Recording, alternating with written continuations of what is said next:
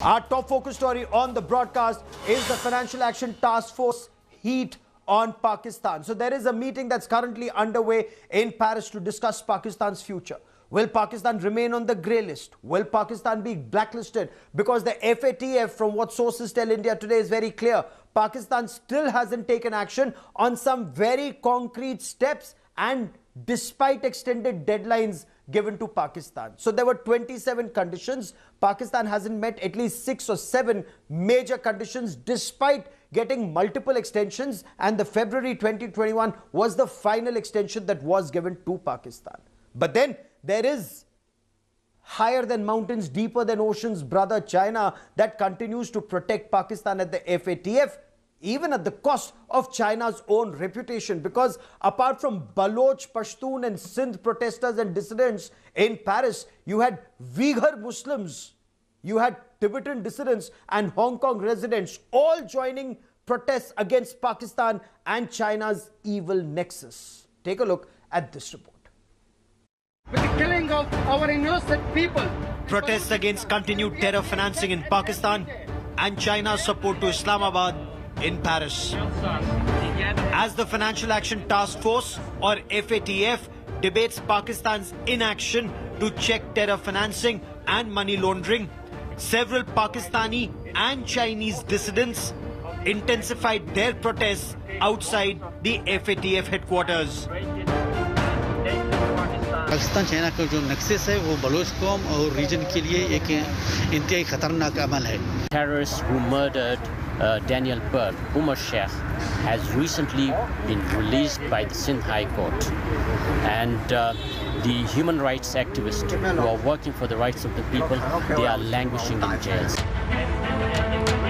What is unique this time is the fact that Uyghur, Tibet and Hong Kong dissidents have joined protests to highlight continued Chinese support to Pakistan and human rights violations by China in Xinjiang, Tibet and Hong Kong. Actually now there is a cooperation always between the China and Pakistan, and China is actually using the Pakistani government to borrow money and also to set up their military base there to expand the Chinese imperialism. The Chinese government and the Pakistan government, they had a friendship, they had an economic friendship, and they use the terrorism to kill our people, like Uyghur people, like Kazakh people. They kill all of the Muslim people in eastern Turkestan. They call it by Chinese Xinjiang. Pakistan was placed on the FATF grey list in February 2018 for failing to take effective action against money laundering and terror financing. Pakistan has repeatedly been given extensions to fulfill 27 conditions placed by the FATF, and Pakistan continues to fall foul on 7 major conditions. Dissidents have pointed out that in Pakistan, terrorist organizations continue to generate funds. No action has been taken against Talha Saeed of Lashkar-e-Taiba or the Jamaat-ud-Dawa. Pakistan has acquitted Daniel Pearl's killer, Omar Saeed Sheikh, and this shows complicity of Pakistan's ISI and deep state. Nobel laureate Malala Yousafzai was threatened by terrorist Ehsanullah Ehsan. Jamaat-ud-Dawa office Markaz al-Quds continues to generate funds in Lahore. Jaish-e-Mohammed, a designated global terrorist organization, continues to generate funds in Bahawalpur. Double standard अपना रहा है पाकिस्तान, और वो serious नहीं है कि terrorism के against काम करने के लिए, स्पेशली टेररिस्ट फंडिंग और मनी लॉन्ड्रिंग पे. तो मुझे नहीं लगता कि जो पाकिस्तान है ग्रे लिस्ट से निकलेगा. चांसेस हैं कि पाकिस्तान इस फाइनेंशियल एक्शन टास्क फोर्स में भी ग्रे लिस्ट पे रहेगा. Pakistani analysts concede Pakistan will continue on the FATF grey list and may escape the blacklist because of Chinese support. Pakistan has been lobbying to exit the FATF grey list. However, its inaction or sham action against Hafiz Mohammed Saeed of Lashkar-e-Taiba and inaction against UN designated global terrorist the Maulana of terror, Masood Azhar, are seen as principal reasons for Pakistan remaining on the grey list. Bureau Report, India Today. So which country has the largest number of UN designated terrorists and terror entities? 128 terrorists and 24 entities. No points for guessing. It is Pakistan. So will the FATF actually take hard action against Pakistan, or will the FATF come under Chinese pressure? I have the finest panel joining me on India First. Taha Siddiqui is a Pakistani journalist in exile in Paris. He joins me from ground zero. I have Kamar Chima, a defense analyst who joins me from Pakistan. Also on India First is Ambassador G. Parthasarathi, India's former High Commissioner to Pakistan. Sushant Sareen is Senior Fellow at the Observer Research Foundation. He keeps a hawk eye on Pakistan. But my first question is to India Today's Foreign Affairs Editor, Geeta Mohan. Geeta, bring us details of the effective action in terms of evidence that's been gathered against Pakistan and presented to the Financial Action Task Force. Hard evidence of Pakistan's inaction against terrorists and terror entities. Gaurav, a few things. One is the fact that there are dossiers after dossiers, and not just India providing evidence against Pakistan, but various important countries that have worked with Pakistan, are strategic allies of Pakistan, who have confirmed that there is a problem with Pakistan not prosecuting terrorists within their soil, United States of America included. And that certainly is a concern and is a matter that the FATF takes very strongly. Our sources have told India Today that it is highly unlikely that Pakistan will be getting off the grey list this time around. Why? Because there are 27 parameters, like you rightly pointed out of which 6 parameters Pakistan is yet to comply with. And on those 6 parameters, number 1 and the most serious would be prosecution of terrorists, which the country seems to be lacking in. And Daniel Pearl's case coming just ahead of the plenary is not good news for Pakistan. And let's just simply go by facts. None of this is rhetoric. None of this is just India saying things. Taha Siddiqui, you're on ground zero. Bring us details of the protests where dissidents are bringing out facts on ground. And an important fact being that Afghanistan's Vice President Amrullah Saleh has been very clear. Taliban cannot survive for 24 hours in Afghanistan without the support of the Pakistani deep state. Taha, what's the latest in Paris? Well, definitely. We have to see what are the things that are happening in Pakistan also. But here in Paris, I was part of that protest that you earlier played a report from, and basically we saw dissidents from different parts of China, so Tibet, Uyghurs, and from Hong Kong, and then Baloch and Pashtuns getting together here outside the FATF office. And I spoke to many of them, and one of the things that we came to this consensus was that it seems that Pakistan may have changed its ways, so we don't see that kind of visibility when it comes to the militant networks. But for example, Balochistan right now, where we had many of these dissidents from, and China is heavily involved in Balochistan. We do see that in Balochistan, for example, right now, the Quetta Shura, the Afghan Taliban, they continue to operate there.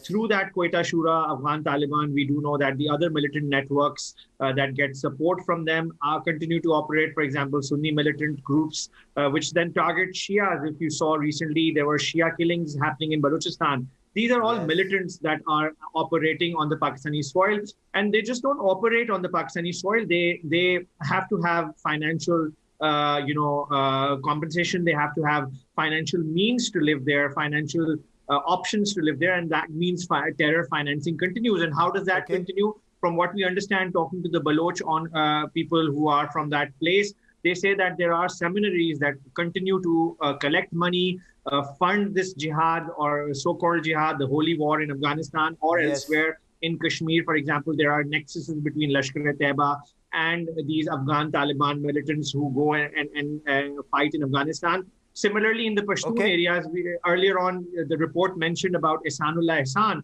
Today, just today, we've gotten this news from Pakistan that the ISPR chief acknowledged that Ihsanullah Ihsan escaped from the Pakistani military custody and some military men were involved in it. Now they're saying that they're going to take some action against them or some action has been already taken. Just imagine. These are, always these measures that are cosmetic. Shocking. That we do not know what really happened. But within the military, they're allowing terrorists to go free. So all across, we're seeing that kind of processes and all sorts of,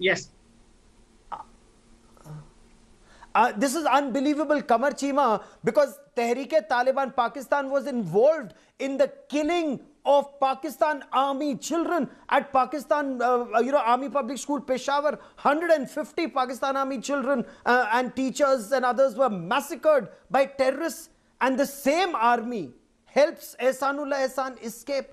Ye kaisa desh hai, bhai? Well, I think Pakistan has eliminated thousands of terrorists of the Tehreek-e-Taliban Pakistan, and definitely the way Ihsanullah Ihsan was being used by the military so that we could trace more terrorists. And in one of the operations, he just skipped because there was a fighting and there was a fire across the terrorist and the army, and somehow he slipped. So I think this can happen because he was helping the army to trace the hideouts of the terrorists. So in such kind of a unrest situation, and in such kind of a situation, such kind of things can happen.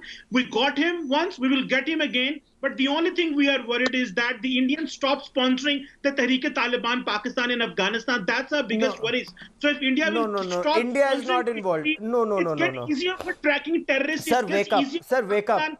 Sir, FATF is going after you. Inside Afghanistan. So we need India's support in eliminating TTP, to which the Indian deep state is supporting since long. And so India got Daniel Pearl's killer, Omar Saeed Sheikh, released from jail.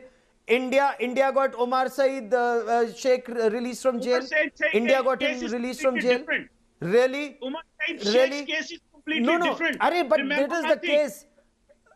You look at your country. No action is taken against terrorists. Let me bring in Sushant Sareen. Arey sir, you may fool illiterate madrasa chaps in Pakistan. You can't fool the world. You can't pull wool over the world's eyes anymore. But Sushant Sareen, this is bizarre.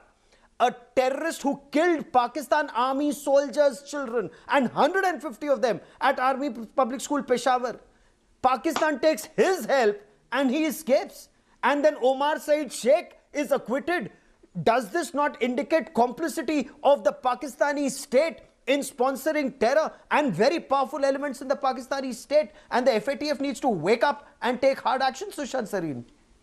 I couldn't agree more with you, Gaurav. See, here is the thing. Mr. Chima has this habit of thinking that people out here don't know what is happening inside Pakistan, and he's given a cock and bull story about Ihsanullah Ihsan being part of some operation, and there was some firing, and suddenly he escaped from there. He's forgotten that Ihsanullah Ihsan was staying in captivity of the Pakistan army with his wife and children. Were his wife and children also accompanying him during that raid? Because when he escaped, he ran with the family. Or he was made to escape with the family, and there were some rumors that he had probably been spirited away to Turkey. Now, you don't go to Turkey in a regular PIA flight, although in Pakistan that's possible. But obviously, he was taken. If he has gone somewhere outside Pakistan, his exit was facilitated. And as is the want of the Pakistan army, they will pick up somebody who will not even be revealed before the public. As the general is giving this cock and bull story that we are going to take action against people, or we have taken action against people who are responsible for his custody. That's utter nonsense. So that is one part of it. But let me come to something which Geeta touched upon, and I think that is critical. In the last, one of the factors on which FATF has been hauling up Pakistan is on prosecution and punishment of terrorists. Now, what have the Pakistanis done over the last 3 or 4 months? They have booked some of these terrorists, mostly from the Lashkar-e-Taiba, on terror financing charges in the courts. Now, please remember that within a matter of days, if not weeks, these people, the charges have been filed, the cases have been filed, they have been arrested, the cases have been decided, and sentences have been issued very clearly with an eye towards the FATF to fulfill this particular condition. But nobody, and here is where the sleight of hand comes in, the judicial sleight of hand. Nobody knows what exactly was the evidence which was presented, what exactly was the case which was made, which is which was precisely the case in Umar Sheikh's case. Umar Sheikh was arrested. He was, there was this case which went on. The trial court, within a matter of a couple of weeks, convicted him, sentenced him to death. And then the case languished for years in the High Court. And ultimately, it was such a weak case that it had to fall when the superior courts took cognizance of the case. So clearly, in the Hafiz Saeed case, although these guys have been booked for 5 years, 10 years and other terms, the fact of the matter remains that nobody, and it's all kept secret, so nobody knows what exactly was the evidence which was produced against them and whether this stand in any court of law. So once the FATF is over, these guys will be released. This is the kind of games which the Pakistanis play. It's happened before. Yes, it happened after the parliament attack in India. It's happened after 26/11. Pakistan books them, jails them, then claims no evidence and then releases them and then says our judiciary is free. This is what happens. But Ambassador Parthasarathi, this time there is a difference. This time the protests are not just against Pakistan, a shameless terror state. This time there are protests against China.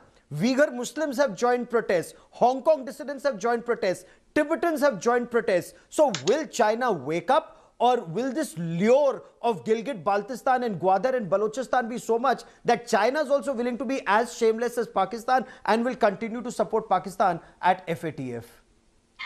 Look, Chinese support for Pakistan will continue.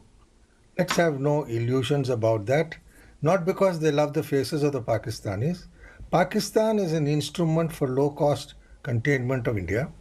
Let us see after what they faced this time in Ladakh, whether the Chinese mend their ways. Xi Jinping has been asking us to host various international conferences. So the Chinese are slowly learning, especially after the casualties they took in Galwan itself, which the Russians have made public, but others have not. And we know it is 50 killed according to Russian estimates. 45, sorry, not 50. This is Russian official estimates 45. Put out by official news agency TASS. So I wouldn't have my Pakistani friend contest me on that. But the important point, is Pakistan itself is playing its cards badly.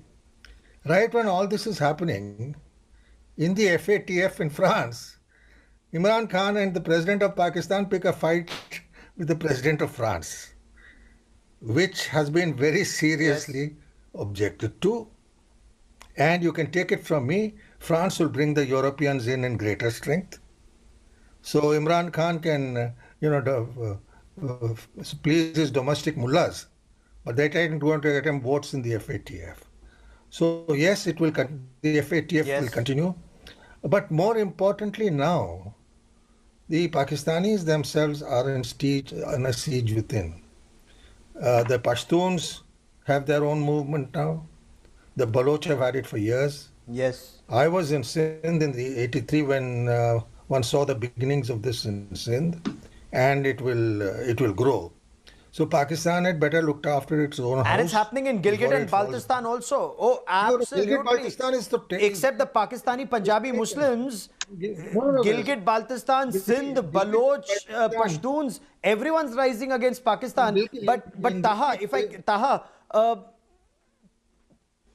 Taha, at this point of time, is Pakistan being supported just by China, Turkey, Malaysia? Are there other supporters? Because Taha, Pakistan may remain in the grey list at this point of time. When it comes to the Asia-Pacific group, there are other conditions that Pakistan hasn't met, and Pakistan perhaps will continue to face the squeeze unless it takes real action, which so far it hasn't, Taha. No, definitely. I mean, we're seeing that, one of the things that we need to talk about is that somehow the other Pakistan has started celebrating being left on the grey list. And we've seen that for the last 1 year, every time they are kept on the grey list, they've looked at it as a sign of relief, even though that shows that Pakistan does not and is not doing enough. And I think the FATF, we need to remind the FATF that the problem is that most of the countries in the FATF are are the countries are from Europe, and they have economic deals with China. Recently there was a European Union deal with China, and because of that they feel this economic pressure from China, and they get economically blackmailed from China. And we've seen that at the United Nations also when it came to the designation of Jaish-e-Mohammed's chief Maulana Masood Azhar. China blocked it for many years. So China puts its weights around and uses its economy. And right now we do know that the One Belt One Road is expanding, and they're discussing and talking about it, which we don't know really the details of, and it's very non-transparent even in Pakistan, but they're saying that Europe will become part of it. So now everybody is eyeing China because of that financial investment sort of coming in, or potential investment coming in. But we at the protest, and all of the people who were different communities, different nations from this place, we all want to remind Europe that Europe's first commitment should be to human rights. Europe's first commitment should be to stopping terror, which affects France, which affects Europe. And that is why I think we're getting some reads that the European countries, and especially also, as the previous speaker mentioned, because of this recent blasphemy sort of back and forth between Pakistan and France, and a Pakistani attacking two people here outside the Charlie Hebdo office recently, and all of that, there is a lot of tension between Pakistan and France also. So I think Europe will not come under that pressure. And there is also Armenia. A little bit more. Absolutely. So as to, I think we need to blacklist Pakistan, because it won't change its ways unless it's held accountable in the full manner possible. That's a very pertinent point you make. And before I talk about Armenia in greater detail, but Qamar Chima, of the global designated terrorists, one single country which has maximum, it's Pakistan, 128. 24 entities. Sir, are you proud of this kind of a designation? Are you a proud Pakistani that the world's largest terrorists per square kilometer live in Pakistan? Are you proud of this? Why is your government not taking hard action, real action? Why is it taking just sham action against terrorists, whether it's Hafiz Saeed or Omar Saeed Sheikh, that your courts throw out those cases without evidence? Well, I think, Gaurav, the important thing which everything must understand is that as far as this FATF is concerned, only 2 UN Security Council resolutions, 1267 and 3073, have been implemented because the people have been sent behind bars. Now, coming to your question, which is important, we have eliminated terrorist organizations. We have eliminated the terror infrastructure. Majority of the people are behind the bars, or they're in Afghanistan. And this is what we are telling, that why India is sponsoring those terrorists in Afghanistan. We have installed the virus. You've sent them to Afghanistan. You have sent them to Afghanistan. Stop sponsoring terrorism. How long will you blame India? Sponsoring terrorism in Pakistan via Afghanistan. Stop this. You have been doing this in Sri Lanka. So India is sponsoring terrorists to kill Indians. No, seriously. I mean, is it just? I am sorry. Are you really serious? No, you guys are delusional. You guys are delusional. Hold on. You can continue to blame India till kingdom come. But sir, you can continue. No, Sushant Sareen. Which terrorist organizations are present? Whose infrastructure? You are responsible. Ziaul Haq started training terrorists. No, but hold on. Sir, the only thing we need your prime minister is delusional, your army chief is delusional, now even your analysts are delusional. Sir, ऐसे थोड़ी होता है sir. मतलब दुनिया मूर्ख थोड़ी है. Sushant Sareen. People of India, Sushant Sareen. Please pressurize the Indian government. Really? यार ऐसे है. I mean seriously, Sushant Sareen. मतलब Sushant Sareen, ये Qamar Chima, Reham Khan wrote about what Imran Khan was smoking, but now we must ask Qamar Chima, what does he smoke if he comes out with stuff like this? I mean, really? You have the world's largest UN designated terrorists in your country. Are you saying they've been sponsored by India? Are you saying the Tehreek-e-Taliban Pakistan? I mean, really, wake up, yeah? Sushant Sareen. Gaurav, can you ask the government? Gaurav, I don't take Mr. Chima very seriously anyways.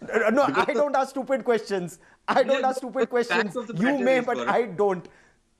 Gaurav, the fact of the matter is, go on, Sushant Sareen. Taha has given you a very small, kind of a bird's eye view of how many of the so-called terrorist groups which operate in Pakistan operate with the support and sanction of the Pakistani military authorities. Whether it was Ehsanullah Ehsan, whether it is another Punjabi Taliban who has suddenly disappeared from the screen, which is Asmatullah Muawiyah, whether it is the Jaish-e-Mohammed chief, who the Pakistanis claim they can't even trace, even though everybody knows he's living in his madrasa in Bahawalpur, whether it is any number of these characters. Sometimes these fellows, because they have their own agenda, they step out of line and they carry out the kind of massacres they do, for example, in what happened recently with the Hazaras. These are the same people which the Pakistani state uses to, to butcher the Baloch in Balochistan, to target the Sindhis in Sindh, to forcibly convert people in Sindh. For all sorts of nefarious activity, these characters are used. And we also know that suddenly many of these groups have become active in Kashmir. So for Mr. Cheema to pretend that Pakistan is, lily white, it does not indulge in any of these things, whom is he trying to fool? And the fact of the matter remains that whether it was Ehsanullah Ehsan who was made to escape, and I could give you any number of characters who have been made to escape from jails simply because the army wanted them out so that they could be used for their nefarious ends. There is a man by the name of Shafiq Mengal who's also linked with the Lashkar-e-Jhangvi, but who's also very active in killing of the Shias, but who's also very closely linked with the Pakistani state. Now, is he an Indian sponsor fellow? So for him to, for these guys to manufacture this narrative that these terrorists are being sponsored by India, it's a whole lot of cock and bull which these guys try to feed their own public. And then people like Mr. Cheema internalize it and then regurgitate it out on Indian television channels. Yes. Even though he has absolutely no logic, there is a sham dossier which they have made, which can be, you can punch holes in that dossier. People like Hoshin Yadav fought in Pakistan, there is no logic in it. You are sponsoring your own prime minister. No, there clearly isn't. We will stop sponsoring and we will look into if India is sponsoring terrorism in Balochistan, and you are saying there's no logic. Come on. That is not what Manmohan Singh said. That is not what Manmohan Singh said. No. You really need to spruce up your comprehension skills so that when you read a communique, you can actually understand what it is and you don't manufacture things which are not written. No. Okay, please. Okay. Sir, let's not have terrorism on my show. Let's not have terrorism on my show. No, verbal terrorism is not allowed, Kamar Cheema. I want to bring in Geeta Mohan once again. Geeta Mohan, this is the kind of yarn that Pakistan is painstakingly putting together, saying that India sponsors terror. Now, Pakistan knows it's been caught red-handed. There is evidence against Pakistan, yet Pakistan doesn't take action. But is India doing enough to counter this propaganda war? Because Pakistan also has Chinese backing, and this is something which could be a cause for concern in the international fora in times to come. Well, it's the other way around, Gaurav.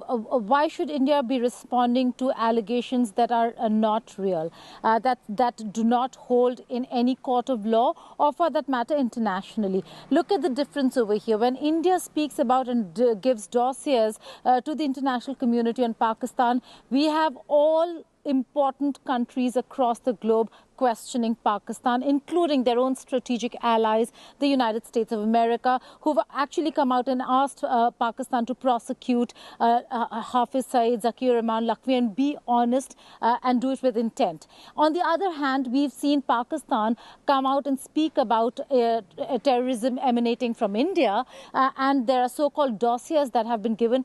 Name one country, one important country, including China, that has actually come out and stood by Pakistan. If no country has done it, why should India? Okay, fair enough. That's a fair point. Also, Ambassador Parthasarathy, this yarn that Pakistan is spinning about then Prime Minister, former Prime Minister Dr. Manmohan Singh and Shiv Shankar Menon, his NSA at that point, India's NSA at that point of time, accepting Balochistan. It's a yarn. It's not true. That's Pakistan's interpretation. But can you set Qamar Chima wise on that fact, Ambassador Parthasarathi? Also the fact that European countries are now speaking up against Pakistan's state-sponsored terror. You spoke of France. There's also Armenia that's saying that Pakistan was supporting Azerbaijan in that war, and that was Pakistani terror in that war, sir. It was not just Pakistani support. There were Pakistanis, armed Pakistanis, working against the Armenians. Let us be very, very clear. It has been acknowledged in the UN by the international community, and Pakistan itself takes pride in saying that they helped the other side. So Azerbaijan. So Pakistan has a lot to answer. The problem with Pakistan is it is a bankrupt country. It cannot repay its debts. It goes with a begging bowl to Chinese commercial banks to repay its debts. They should hang their head in shame. They're international beggars going around looking for money. And they combine that with terrorism. Yes. So sure, Biden is not going to be as laid back on the terror issue or on Afghanistan, because the Americans and the Europeans are talking about staying on. And that will involve some costs for the Taliban. And last thing, Mullah Baradar comes to Pakistan and acknowledges in Pakistan that he visited one of their camps in Balochistan. And the Taliban is supposed to be Afghan. Yes. For God's sake. I mean, you can fool some people for all time and all people for some time, but you can't fool all people for all time. The fact of the matter is, Pakistan, and yet Pakistan is reviled continues to as do a terrorist state. Sort of the Gulf countries look down upon them, whether it is the Saudis or the UAE, and then they go around to Chinese commercial banks to repay debts. Right now, the foreign exchange reserves. And then they'll barter some of their territory. They'll just give some of their territory to China, and China's only too happy. Yes, but at this point of time, Taha, do we see real action? Do we see the world seeing through Pakistan's half-truths and yes, whatever ports the Chinese ask for, they've got already. Gwadar. They'll hand over Gwadar. They've virtually handed over Gwadar. There are colonies in Balochistan where Pakistanis can no longer go, where Balochs can no longer go. It's Chinese only colonies are coming up in Balochistan. And, frankly, Qamar Chima should be ashamed of what his country is doing, what his leadership is doing. But anyway, he has a very difficult task of defending the indefensible. But Taha, do we see the world waking up and seeing through Pakistan's yarns, half-truths and absolute lies? Well, one of the things that, Gaurav, I think is a problem when it comes to Pakistan and its strategic partnerships is that Pakistan also realizes this and actually blackmails different geostrategic partners it has. So we've seen that for a very long time with the United States. It's done that. It's taken United States money. It's taken military aid, civilian aid, and despite that has sponsored and supported and allowed Taliban to regroup and continue to operate on the Pakistani soil and get help from the Pakistani state. Similarly, the problem with the other neighboring countries in Pakistan is Iran. Then there's China, and that also internationally has a lot of interests in Europe. There's a lot of interest in this region, and because of that, Pakistan continues to exploit itself and continues to sell itself as a security state. The generals, what they do is that they decide that war economy is beneficial and war economy will help us, and through this war economy, they fulfill their own pockets and make themselves rich, and then eventually we see how the militaries, the chiefs, they just go and have some, we know previous military chiefs, they have islands abroad and they have properties stashed abroad. So I think the problem is that given that Pakistan realizes that it has that geostrategic position with China and with Afghanistan, with Iran and on its corner, it uses it well. But what we're seeing is that because of these policies, Pakistan will eventually implode. And as we saw that in Bangladesh, what happened in 1971, similarly in Balochistan, in Khyber Pakhtunkhwa, and how long can that happen? And the global community should realize that if this time around, if Pakistan implodes, Pakistan is no longer the same Pakistan in 1971. It has nuclear assets. It's a nuclear armed country. And because of that, it needs to pressurize Pakistan to mend its ways instead of being blackmailed by Pakistan. And I think that's what we need to keep reminding the Western countries, keep reminding the international world. That hasn't worked so far. Oh, absolutely. Just put out information in public domain for the world to see. But Sushant Sareen, this blackmail has worked, and that counter pressure, India is saying it, Afghanistan is saying it, to a large extent Iran has been saying it, America knows it, America suffered thousands of military casualties, and yet they say AFPAC, and they don't say the source of terror is Pakistan. Even if they say it, they don't take hard action. Yeah, but Gaurav, the problem is that it's a blackmail which actually is working both ways. So one is that the countries are not punishing Pakistan enough because they think that precisely because it's a nuclear weapon state, if they push it too hard, it will crumble. But by not pushing it hard enough, the fact of the matter remains that the trajectory on which Pakistan is on, it's just a matter of time before, the state starts withering away and some of these terrorist groups, come back and start dominating. And already you are seeing that the kind of mindset which operates inside Pakistan isn't very conducive for building up the nation. So the thing to do is you have to call Pakistan's bluff. You cannot let them get away with this kind of nuclear blackmail. And you have to call that bluff, which means that you have to tighten the screws on them so that the pain starts happening and the Pakistanis start delivering. Otherwise, you are moving in a direction on a trajectory which is only going to starts happening. That's a very important point to make.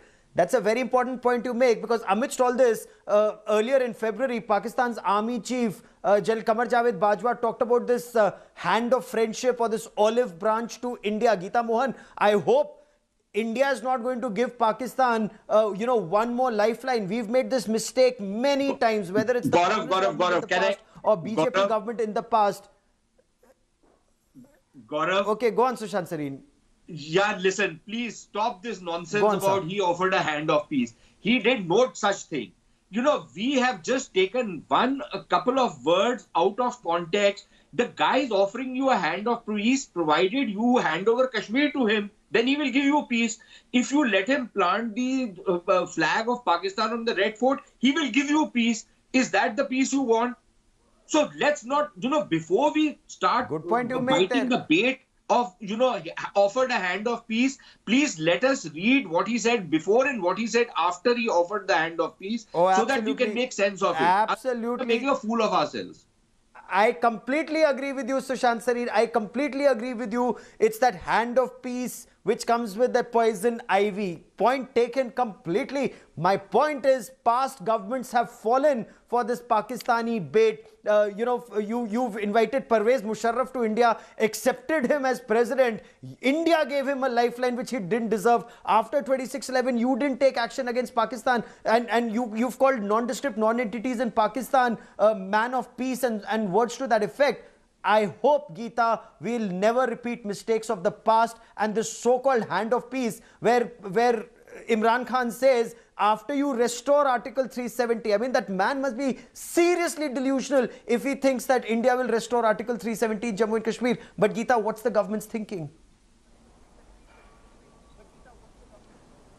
Well, the government is very clear. I have to agree with Sushant. There was no hand of peace over there. It was all conditional, and it was ahead of the FATF to show to the international community that Pakistan is a peace-loving nation. So the statements that came just ahead of FATF cannot be taken in the manner in which they were said. One, and secondly, it was absolutely conditional. Having said that, India's stand is very clear. Unless and until terrorist factories stop in Pakistan, unless and until Pakistan Pakistan dismantles the terror infrastructure in Pakistan and stops the cross-border terrorism, there can be no forward movement on the composite dialogue that once was between the two countries, where the two sides wanted to sit and resolve the outstanding issues between the two countries. Unless and until terrorism comes to a halt. Last 30 seconds on the broadcast, Ambassador Parthasarathy. India is very clear after the Balakot bombing, and I think that has been one of the best measures India has taken to punish Pakistan's state-sponsored terror, when after Pulwama, Indian fighter jets crossed the international border and bombed Pakistan. But Ambassador Parthasarathy, India's red lines are very clear that Pakistan has to take transparent, irreversible action against Hafiz Saeed, Masood Azhar and India-centric terror factories. There is no talking to Pakistan until Pakistan does that. Am I right, sir? Look, let's not equate Pakistan and India. The Chinese tried to do it, and you know what happened to them in Ladakh. You have been in Ladakh and seen what happened to the 40 Chinese who were killed. But that's another story. But let me say this. We need to be very, very clear about what we want from the Pakistanis. And look, I've known Pakistani political leaders since the 1980s. Imran Khan is a viciously anti-Indian man. He did it when he was playing cricket, and I knew it when I was in Karachi. So my Pakistani friend need not contradict that. He was perhaps not born at that time. But the fact of the matter is that we have to stand firm.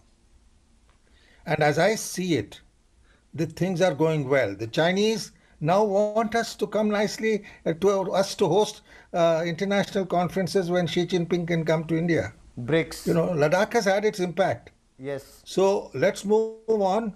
But with Pakistan, with China, you can reason. With Pakistan, you can't reason. Because if it is a man like Imran That's Khan, a good point you make, and I will let that be the last word. Absolutely. I'll let that be the last word on this part of the show, where you say Imran Khan is viciously anti-India, and it's for Indians to realize that, internalize that, and then deal with that state sponsor of terror, which appears to be happening. But to all my guests, Taha in Paris, Geeta Mohan, Sushant Sareen, Ambassador Parthasarathy and Kamar Cheema, many thanks for joining me on this India First debate. We'll wait and watch and see what action is taken against Pakistan at the FATF, and also subsequently a quick break here. Hello everyone, this is Rahul Kamal here. Hope you enjoyed this video. For the latest news and analysis, like and subscribe the India Today YouTube channel, and don't forget to press the bell icon to stay updated.